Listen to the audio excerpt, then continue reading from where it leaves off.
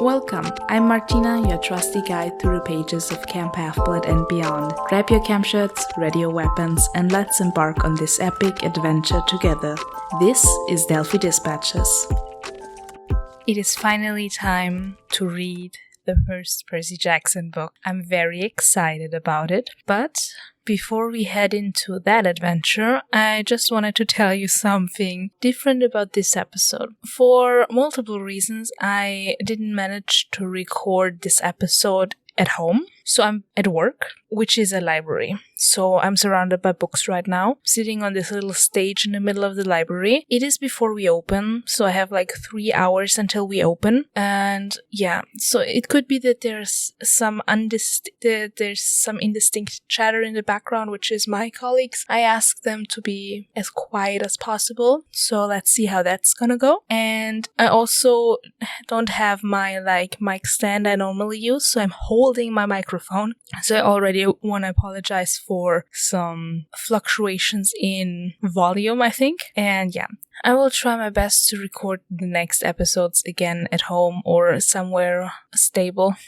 But regardless, let's just start with this episode. Delphi Dispatches. I mean, merch is flowing. Funko has announced 3 new pop figures inspired by our Celestial trio, so Percy, Annabeth, and Grover, and apparently they will be released in June this year, and there was this pre-order phase in the mid of March, which I missed, kind of on purpose and kind of on accident. More on that later. But speaking of merch, a personal highlight for me is the fact that we will get an official Percy Jackson cookbook. From what is available online right now, we know that there are more than 60 recipes inspired by the world of Percy Jackson, including Grover's enchiladas, Ambrosia, and Sally's blue chocolate chip cookies. As soon as we get more official content and the cover art, I will keep you updated and post about it on Instagram probably. It will come out September 24th, which is the same day the new Percy Jackson book, Wrath of the Triple Goddess, comes out. And so, this is for my friends out there who know me personally. I just wanted to remind you that my birthday is in November and I'm not planning on buying the Funko Pops or the cookbook for myself. Wink, wink. No, just kidding. You don't have to get me anything. But if you want to get me something and you don't know what, now you do. Actually, I don't know how many of my friends actually listen to the podcast. Regardless, thank you for listening. And another news is that the showrunner for the live-action Avatar, from season 1, Albert Kim, will now join the Percy Jackson team as an executive producer for season 2. He will still work on Avatar, as far as I know, but just not as showrunner. And yeah, from what my limited movie industry knowledge tells me, executive producers are the people with the money. Now on to some Percy social highlights. There was this really nice reel about Rick showing us the Montauk cabin with all the weapons from season 1. And Rick, your teacher, is showing.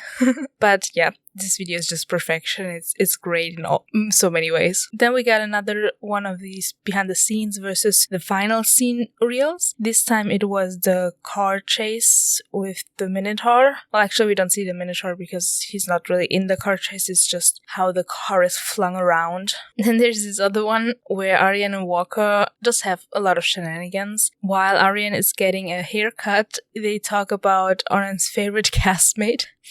And he does his best not to name Walker, which I love those two. Then Rick posted something cool. He does that a lot, this kind of post, but this time I wanted to highlight it again because it's the children's bestseller list from the New York Times, I think. And it shows that in the category middle grade hardcover, The Sun and the Star is on number 2, and it has been on the list for 47 weeks, which is great. It's almost a year since it came out, and since then it's been on the list. It's so great. And then another category, which is series, the number 2 spot is being filled by Percy Jackson and the Olympians, and it has been on the list for 717 weeks. I didn't do the math, but there's 52 weeks in a year. So probably ever since they came out. Then another post from Rick from, I think it was on Threads. He said that 2 more script outlines for Percy Jackson Season 2 have been read and noted by him, and he's still revising parts of Wrath of the Triple Goddess. And the next thing I think is one of the highlights for the Percy Jackson fandom, because on the first weekend of April there was this celebration, gala, whatever, about Hulu now being on Disney Plus, which I have no opinion about because in my area I never had Hulu, I only had Disney Plus, and that only since 2020 or 2021. I forgot when Disney Plus came to Austria. Regardless, there was like this celebration, and there were a lot of like people who are currently or have been on Disney Plus or Hulu with their shows. And for Percy Jackson, it was Walker and Arian, and they were great. There are so many funny pictures of them, and there was this interview where they both held a microphone, like with all of their hands, like 4 hands holding one microphone. It looked great. That's not the best thing, or the most memorable thing of that evening for the fandom. No, it was that there was a picture released of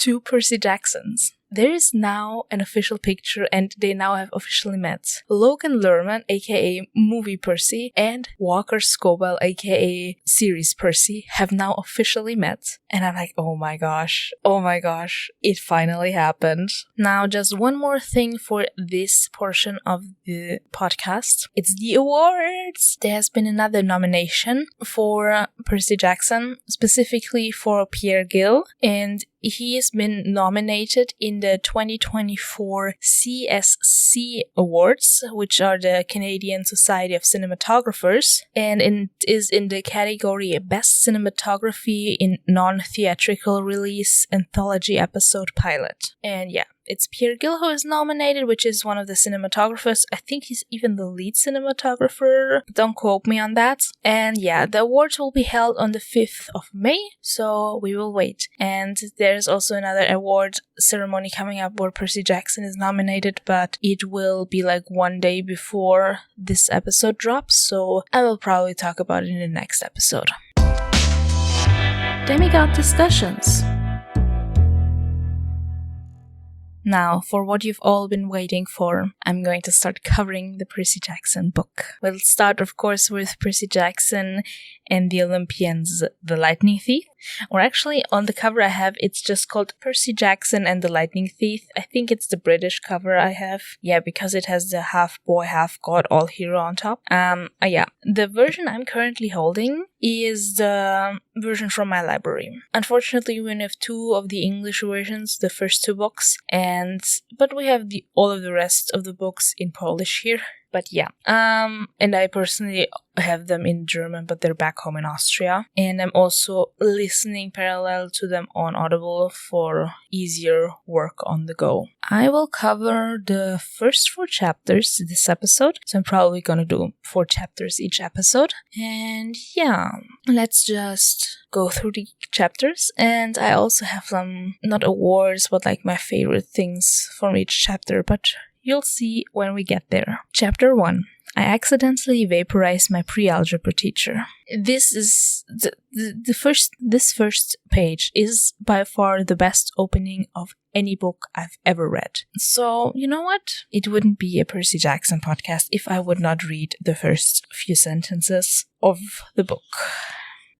Look, I didn't want to be a half-blood. If you're reading this because you think you might be one, my advice is, close this book right now. Believe whatever lie your mom or dad told you about your birth and try to lead a normal life. Being a half-blood is dangerous. It's scary. Most of the time, it gets you killed in painful, nasty ways. If you're a normal kid reading this because you think it's fiction, great. Read on. I envy you for being able to believe that none of this ever happened. But if you recognize yourself in these pages, if you feel something stirring inside, stop reading immediately. You might be one of us. And once you know that, it's only a matter of time before they sense it too, and they'll come for you. Don't say I didn't warn you. Normally I'm horrible in reading aloud, like verbatim from a page, but you see, it's Percy Jackson. I know this intro almost by heart, so it was easy. We start out with Percy introducing himself to us. He's a 12-year-old boy from New York visiting Nancy Academy, a private school for troubled kids in upstate New York. And they're headed to a field trip to the Met in New York City. Percy introduces us to Mr. Brunner, this middle-aged Latin teacher in a motorized wheelchair, and apparently he's the cool teacher. But before we get actually to the mat, Percy tells us about bad things happening to him on field trips, like the 5th grade trip to a battlefield from the Revolutionary War, where he accidentally shot a cannon at the school bus. My question is, why was that cannon even loaded? Like, is that a normal thing? Probably not. And also Revolutionary War. So that's Hamilton, right? I want to know which battlefield it is. I mean, not that I know battlefields, but like it has to do with Revolutionary War in the USA. The only thing I associate with that is Hamilton. Then another one is from 4th grade, where they got this behind the scenes tour of an aquarium, and he pulled a lever and the class went swimming in the shark pool. Knowing what we know now about Percy, do you think the sharks just didn't attack because they know who Percy is? Probably. They were like, oh no, let's not mess with this kid. We also meet Nancy Bobofit, the class bully. Classic. And she hits Percy's best friend Grover in the head with a ketchup and peanut butter sandwich. I cannot see the appeal. I mean, I know that some dishes, I think from Southeast Asian cuisine, like I think there's this Thai sauce with peanut butter that are like savory, but still, peanut butter and ketchup? Why though? And also, did she make it herself? It is a kind of a packed lunch? What is going on here? But then Percy tells us more about Grover, that he is an easy target, that he probably got held back several times since he looked a bit older than the rest of the class. He also has a disability in his legs, but could run when there's good food, especially enchiladas in the cafeteria, which I so can relate to. For me, it's not enchiladas, for me it's just like any good food. Maybe, I think for me it would be lasagna or something like that. Any pasta dish, actually. But yeah, Grover holds Percy back from doing something to Nancy, since he is already on probation. Then we go to the museum. There they look at this old Greek and Roman stuff, and Percy actually wants to listen, but everyone else is loud, which I totally get.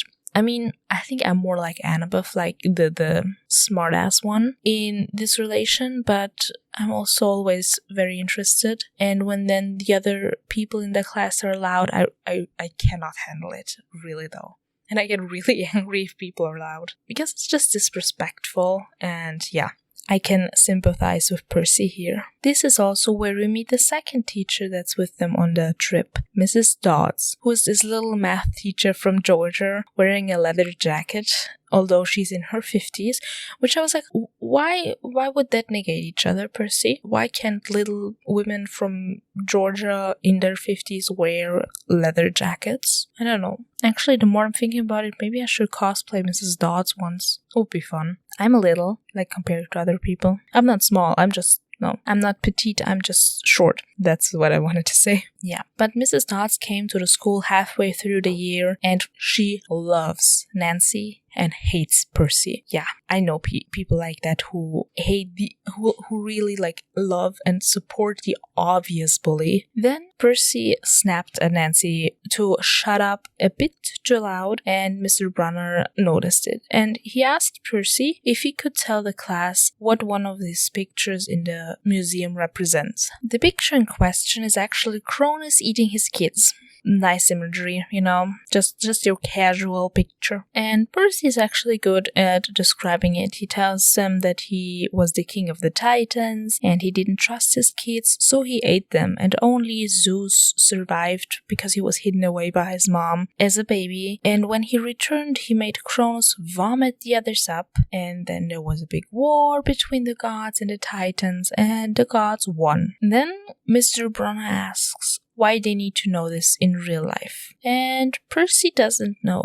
I mean, like, generally, as a 12-year-old, you don't understand what metaphors mean. So, I don't think I understood what a metaphor was when I was 12. I don't remember. But that's what you could have said, Percy. Then Mr. Brunner finishes up the story and tells the kids the Kronos got chopped up into pieces and locked away at the bottom of Tartarus. After that, it's lunch break. Perfect. From vomiting up and chopping up things to food. On the way out, Mr. Brunner talks with Percy, saying that he only expects gets the best of Percy. That makes Percy angry. Why was he being pushed so hard to be even better than his classmates, even though Percy has dyslexia and ADHD? And he has never made a grade above a C-.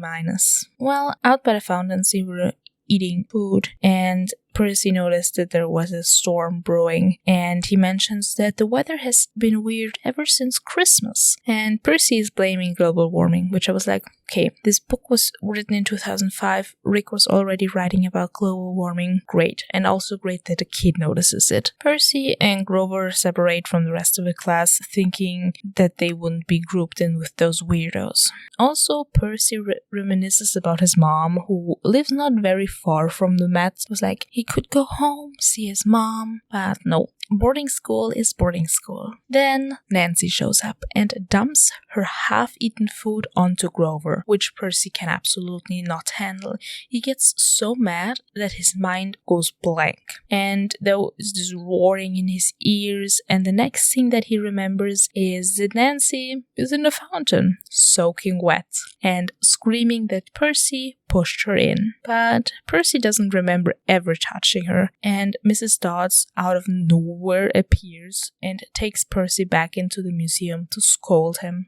Grover tries to stop them and tries to take the blame, but Mrs. Dodds just won't have it. Then in the museum, where they are alone, Mrs. Dodds starts to scold Percy, but he just deflects with the standard answers of, yes ma'am, I'm so sorry ma'am, it won't happen again, blah blah blah. But she didn't seem to be satisfied with that. She looks evil, like more than usual, and Percy starts to worry. Then suddenly thunder shakes the building, and Dot says, and I quote, "We are not fools, Percy Jackson. It was only a matter of time until we found you out." Which Percy finds very confusing. Understandable. And he starts to think what Mrs. Dodds could be talking about. The illegal stash of candy he was selling out of his room, or the essay he got from the internet, but it was much worse. Mrs. Dodds started to transform, her eyes glowing like barbecue coals, her fingers turning into long claws, her jacket becoming a leathery wings. She definitely wasn't human. She was about to attack Percy when Mr. Brunner showed up out of nowhere and tosses Percy a pen. But when he caught it, it was not a pen anymore, but a sword.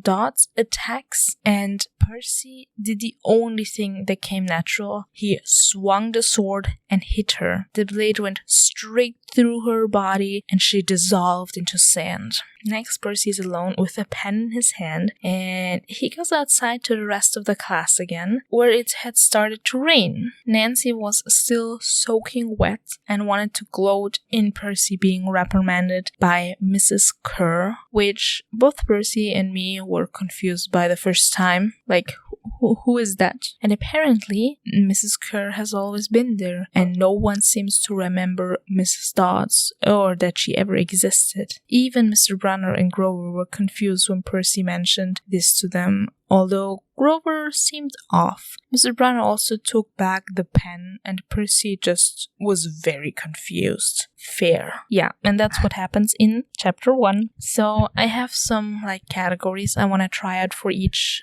chapter. The first one was favorite quote / sentence, and except the opening monologue, it's probably narrator Percy before Mrs. Dodds' attack, and I'm just gonna read it quickly.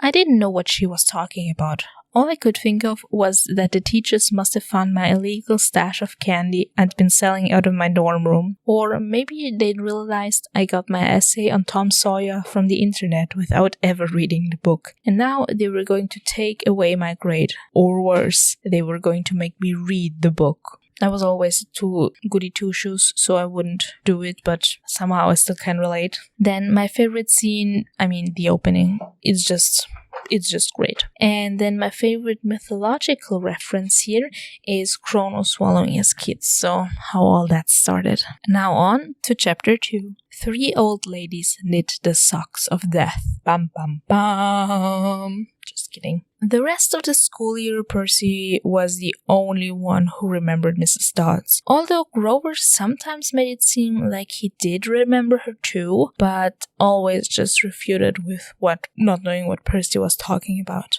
Percy was suspicious about the whole situation, and he even had nightmares about Dodds. And he started to slip in many ways, in his social life and his grades. After Percy called the teacher an old sot, the headmaster wrote to his mom, making it official that Percy was not allowed to come back the next school year. There were only a few things he would miss, and he was looking forward to spending more time with his mom again. As the final exam week drew closer, Percy only studied for Latin, and the day before the final, Percy got very frustrated with trying to remember all these names. So he decided to ask Mr. Brunner for help. Before he could reach his office, Percy heard the voice of Mr. Brunner and Grover coming from the room. They were talking about Percy, so naturally he listens. I mean, like Percy says in the book, I dare you not to listen when your best friend is talking about you with an adult. Grover was worried about Percy being alone this summer, and Brunner talked about Percy needing to mature more, but Grover interjected with a time limit until summer solstice, which, of course, Percy finds all too confusing. They talked on about kindly ones and Percy being in danger. Grover mentioned that he cannot fail again, and Brunner tries to console him by saying that he hasn't failed yet and they just need to focus on keeping Percy alive until the fall. And this makes Percy understandably startled, and he also drops his book. Full of panic, he hides in another room, and then he hears some clopping sounds in the hallway, like horse hooves perhaps. He waited until the sounds receded and the lights went off in Mr. Brunner's office. Then he went back to his dorm room, where Grover was already there and acting like nothing was wrong and that he's been there all along. After the exam the next day, Percy was about to leave the room when Mr. Brunner calls Percy to him and tells Percy that him leaving the school was for the best, and that this wasn't the right place for Percy. This hits Percy right in the heart. His favorite teacher, the only one that seems to believe in him, telling him in front of the whole class that it was only a matter of time until he got kicked out. So he just snapped back and ran out of the room. On the last day of school, Percy went back home with the bus, and Grover was on the same bus, so they could at least enjoy a last trip together. On the bus, Grover seemed to be nervous, and Percy confronted him about everything. Grover tried to talk himself out of it by saying that he was just worried for Percy, but Grover was a terrible liar. In the end, he handed Percy a business card, and on it is his summer address if Percy ever needed anything. This was a shock for Percy because Grover was like all the other rich kids at the school, with a summer home and who knows what. On the card it read, Grover Underwood, Keeper, Half-Blood Hill, Long Island, New York, 800-009-0009. And I checked if this was a real number, and according to the subreddit r/Camp Half-Blood, it's not a real number. I wasn't about to call it, first of all, because it's in America. Second of all, it's an 800 number, and as far as I know, 800 numbers cost something. Probably, I don't know. But Grover doesn't go into the whole being rich thing. He just tells Percy that he can contact him if he ever needs help, because apparently Grover has to protect Percy, which Percy finds weird given Grover's disability. Then suddenly the bus breaks down and the driver has to pull over. The passengers are asked to leave the bus while the driver searches for the problem. Out on the road, Percy notices on the opposite side of this 4 lanes of traffic, there is this fruit stand with 3 old ladies knitting a big pair of blue socks. I mean, of course he would notice it. It's blue. It's his favorite color. But he also feels like they are watching him. And when he turns to Grover to confirm, he notices that his friend's face has lost all its color. The one in the middle took out a huge pair of scissors to cut the yarn, and Percy could hear it over the lanes of traffic. At that point, the driver managed to fix the bus and they continued on towards the city. Grover was really panicking now about the old ladies apparently, and Percy half-jokingly asked him if they were like Mrs. Dodds, but Grover gave the impression that they were much worse than Dodds, and he wanted Percy to tell him what he saw, and Percy did just that. So he started to panic and ramble on about it being like the last time, and Percy asked Grover if the yarn snipping was some kind of superstition, if it meant that someone is going to die, and Grover just looked worried at Percy. And that was chapter 2. Here, my favorite quote / sentence is on page 28 of my book. Okay. It's actually the last sentence of the chapter. It's, "He looked at me mournfully, like he was already picking the kind of flowers I'd like best on my coffin." Sad. Then my favorite scene is the snipping of the yarn, which is like a very good description, like all over. And yeah, in that same vein, my favorite mythological reference is the Fates in general, because I find the Fates fascinating. That's the word. Chapter 3. Grover unexpectedly loses his pants. After they arrive at the New York City bus terminal, Percy ditches Grover, even though he promised he would let Grover walk him home. He took a taxi home, and I'm like, I know like New York is like notorious for taxis, but aren't taxis expensive? Wouldn't it be easier for public transport? Regardless. Before we arrive at Percy's home, he tells us about his mom, Sally Jackson, the best person in the world. Her life was not the best up to this point. Her parents died in a plane crash when she was young, so she was raised by an absentee uncle who later died of cancer, which made Sally drop out of school before she could fulfill her dream to become a novelist. The only good thing in her life was meeting Percy's dad, even though Percy doesn't know him, and apparently he was some rich and important guy, and their relationship was a secret. One day he had to go on a trip across the sea and vanished. Very dramatic. So Sally worked, took night classes to finish her high school diploma, and raised Percy by herself, until she married Gabe Ugliano, who was a world-class jerk. Speaking of Gabe, he owned up to the nickname Percy gave him, Smelly Gabe, and the both of them made Sally's life unnecessarily difficult. When Percy arrived home, Gabe and his friends were playing poker. The first thing Gabe wanted from Percy was his spare cash.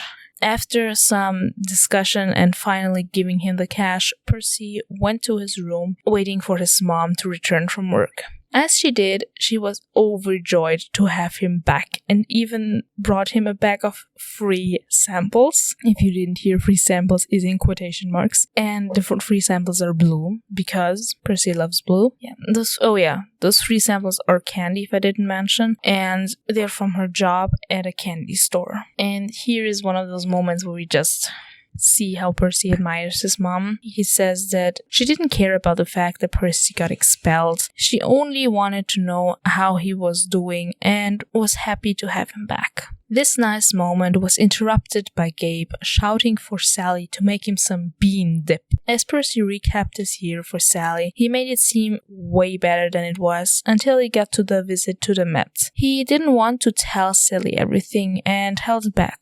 And apparently Sally noticed because she surprised him with the news that they're going on a trip to the beach at Montauk to visit the cabin they had so many times before, but not in the last 2 years for budget reasons, according to Gabe. Speaking of Gabe, he appeared in Percy's room, pressuring for the bean dip again and making it seem like he didn't want them to go. But Sally managed to convince him with the promise of her famous 7-layer dip and that the money is coming out of Sally's clothes budget. I so hope that either the bean dip or the 7-layer dip, but mostly the 7-layer dip recipe is going to be in the cookbook.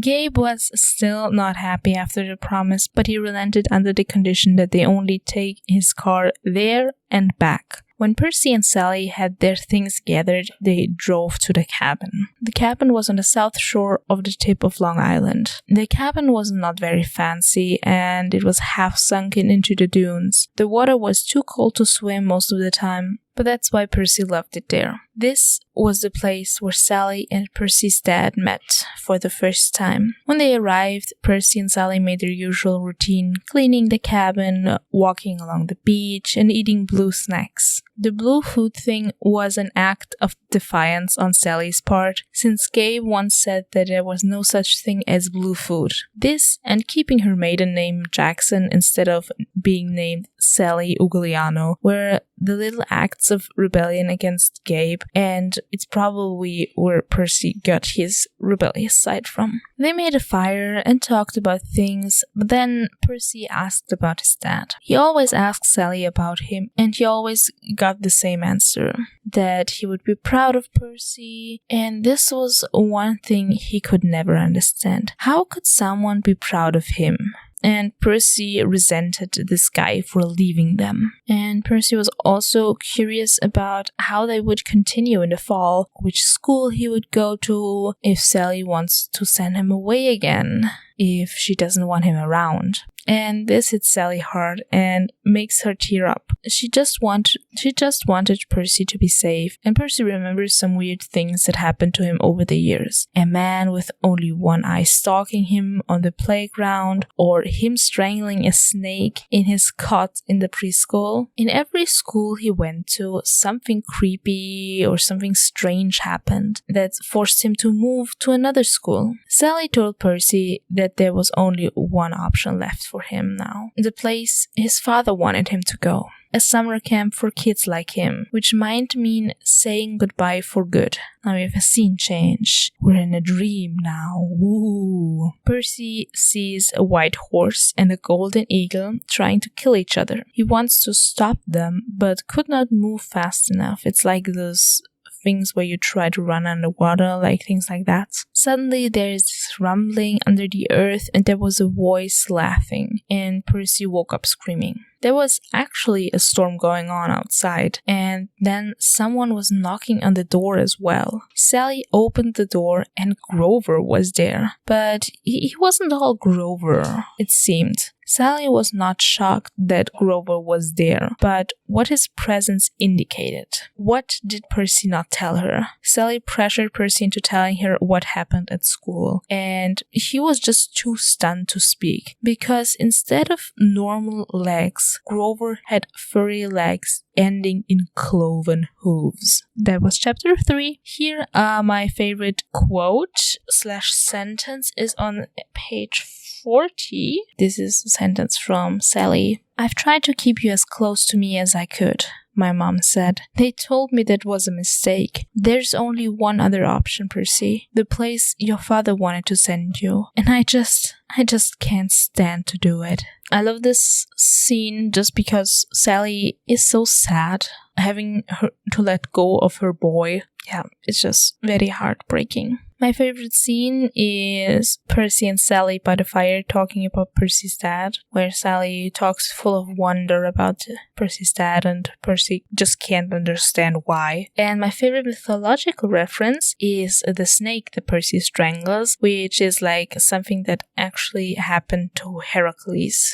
I think they actually did that in the movie as well, or like alluded to it in the movie. And by movie, I don't mean the Peter Johnson movie, I mean the Hercules Disney movie. Okay, chapter 4. My mother teaches me bullfighting. After hastily leaving the cabin, they raced through the night in Gabe's car. Percy was still quite confused that his friend had furry legs, and apparently Sally knew about Grover watching over Percy. We also find out Grover is a satyr, a goat from the waist down, not a donkey. Very important, not a donkey. Grover also admits that there was a Mrs. Dodds, but it was better for Percy to believe that he was making things up in his head, so they wouldn't find him. There was a loud noise and something following them. Percy still had a lot of questions, but there was not enough time to explain everything. Grover tells Percy that the Lord of the Dead and some of his minions are after him, which Sally did not like. Grover apologizes with, "Sorry, Miss Jackson." "Sorry, Miss Jackson, I'm for real. Never meant to make it out to cry. I apologize."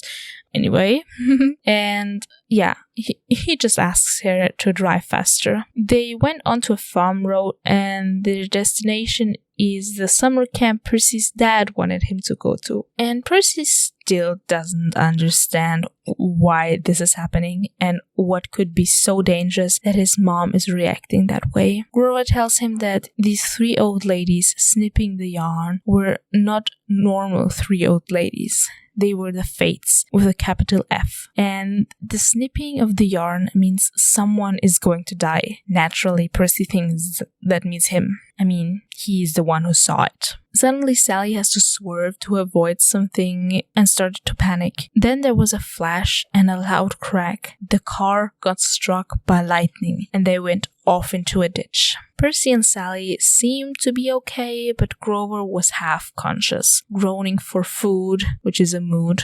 And there was a huge figure coming towards the car, and they could only get out through the passenger side, so they climbed out there one by one. Sally orders Percy to run over the hill, or first he has to run up that hill like Kate Bush, you know? And on top of that hill is this big pine tree, and after that he would be safe. But Percy doesn't want to leave them, and they pull Grover out of the car together and start running towards the tree.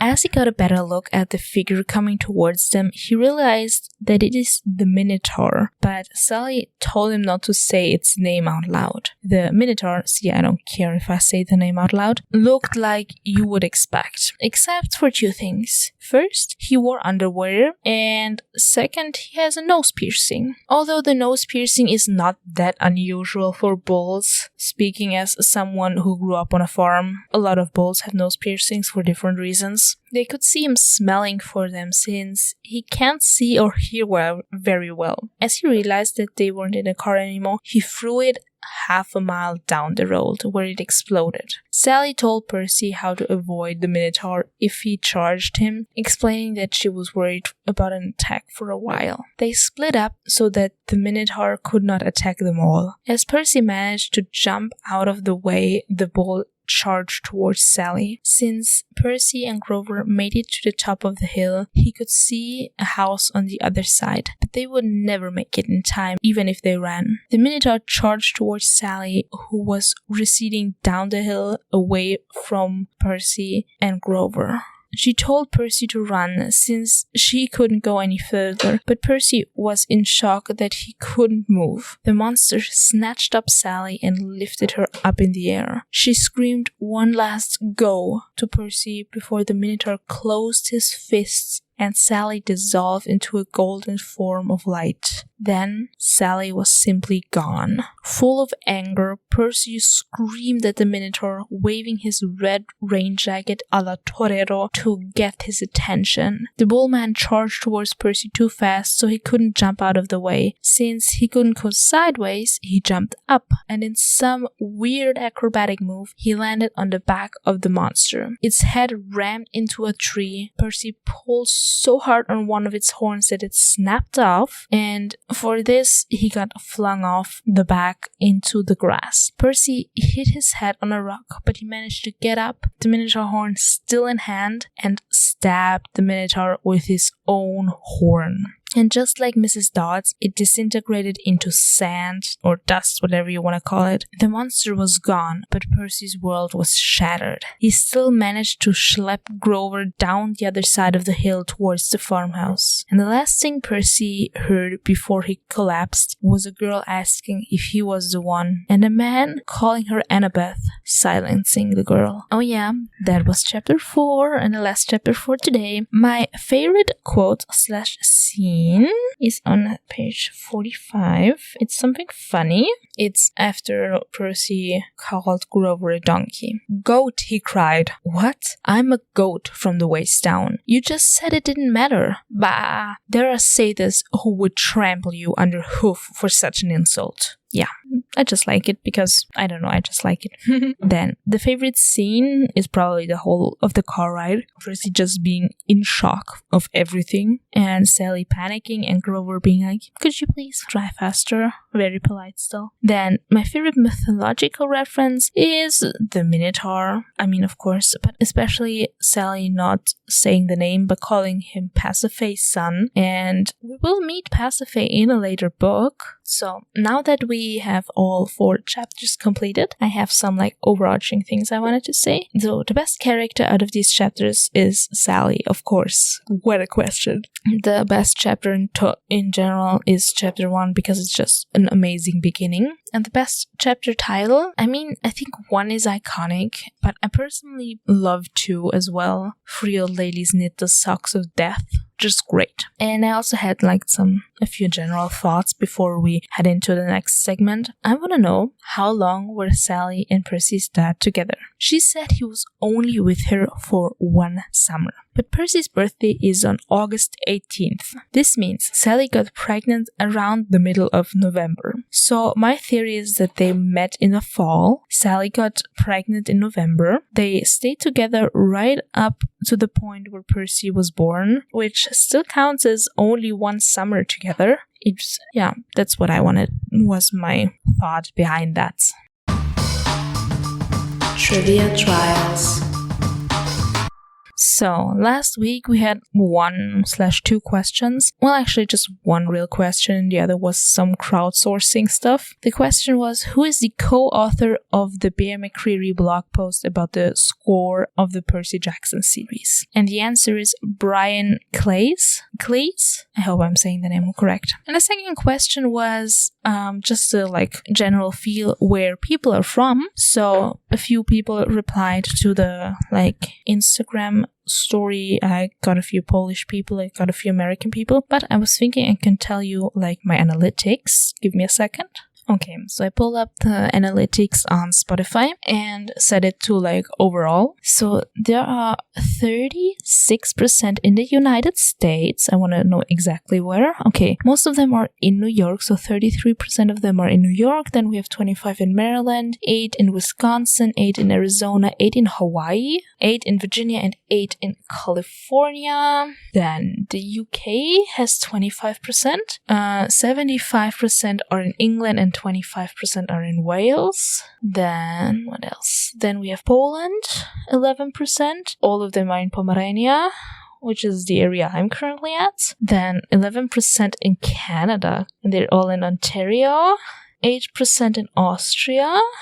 4% in Spain, 2% in Italy, 2% in Germany, and 2% in Australia. Where in Australia? New South Wales. Okay. Amazing! So many international people.